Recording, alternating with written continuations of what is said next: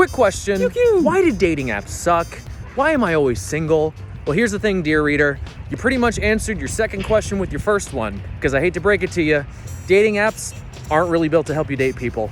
For starters, dating apps go completely against how our brains are wired. You can talk to a person IRL, hell, you can just observe a person and get a pretty decent sense of them based on everything from their clothing choices to their body language to the company they keep. Yes, first impressions are often inaccurate, but getting an accurate impression is even harder when all you have to go on is a name, a bio, and a handful of photos who may or may not be the person you're chatting with. And when ending an exchange is as easy as ghosting, you've got to start treating your time on the app like a stock trader and hedge your bets. If you try and meet people out at, say, a bar for instance, you at least have other ways that you can enjoy yourself while you're there, especially if you go with friends. But any time you spend on the apps is just about using the apps, which, let's face it, is work. And the app knows that the only way that you'll invest time in it is if it gives you lots of options to choose from. Each match is a dopamine spike to get you hooked. Then, when you're sorting through a bunch of pics and bios, you're more likely to use strict and superficial criteria to narrow that playing field. It basically turns into a game of guess who. Oh, this person's over 35? Nope. In between jobs? Pass. Bisexual? Off with their head. Trans? Don't know if I'm that liberal. You may think you're the exception to this rule, but the numbers, they beg to differ. It's already a documented fact that marginalized people who had trouble dating before the apps are having their experiences with discrimination and even violence taken to a whole new level. Is this necessarily the app's fault? Not entirely, but the fact that they're designed like a casino game does not help. And that's really the main issue here. Dating apps don't make money finding you a relationship the same way casinos don't make money when you win. So does that mean the apps are a complete waste of time? Not necessarily. There are plenty of happy couples out there who have successfully gamed the system. I've even met friends and romantic partners on these apps who I'm still close with. Just like with a casino game, it is possible to come out ahead. But doing that is about more than luck. You also gotta know when you have the best odds. According to numbers, you've got your best odds trying to meet people through your existing social circles. That's why the most successful dating app of the last decade used that very approach. Beyond that, dating apps do a better job of finding you one-night stands than potential partners, so be sure and budget your phone time accordingly. And maybe think about finding some other social activities to fill your free time. You'll have much better luck chatting up that cutie on your rec softball team or who's at pub trivia. As an added bonus, you're more likely to meet someone IRL who can help you get past those superficial criteria that dating apps reinforce. But hey, if you need to keep your thumbs busy while you binge the 14th season of Nailed It, there's still a chance that you could hit the jackpot.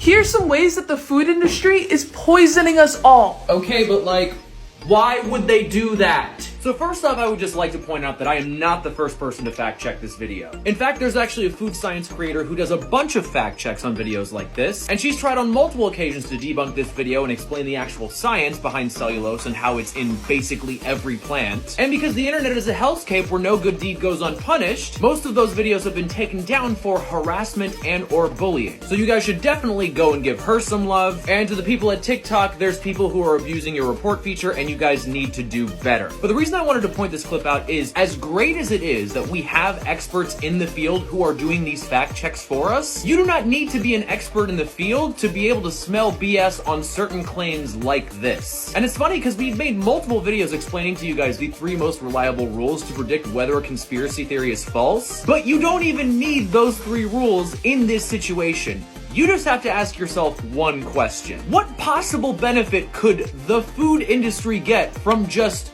poisoning people out of the blue willy-nilly? The video goes on to claim that food companies use this supposedly poisonous wood pulp because it is 30% cheaper than stuff like flour. The fact that no companies are mentioned by name is another red flag, but let's go back to the question of cost. Because you know what isn't 30% cheaper? All of the lawsuits and legal liabilities they'd be opened up to if they were, in fact, putting poisonous substances into their products. Not to mention the vast amount of business that they would lose from just the word getting out that one or more of their ingredients just might be toxic. And if you need any proof of that, just look at the controversies that were manufactured on everything from MSG to artificial sweeteners. Also, food companies aren't the people who get to determine whether food is safe or not. We have a Food and Drug Administration that makes that call. So even if food companies wanted to claim that a questionable ingredient was safe, they wouldn't be able to. And the frustrating part is, if you want to put food companies on blast, there are plenty out there that are doing some shady stuff, from from the unethical marketing of baby formula in poorer communities, to the unethical sourcing of bottled water, to profiting off of child labor and trafficking, to polluting the environment, and that's just the shit that Nestle has done. So it's not like I'm looking to defend any food conglomerates, because they are harming all kinds of people and the environment in the name of profit, but at the end of the day, profit is the motivator. It's not like these guys are auditioning for a live-action remake of Captain Planet. And so when people make haphazard accusations without due diligence, it makes it that much harder to hold these companies accountable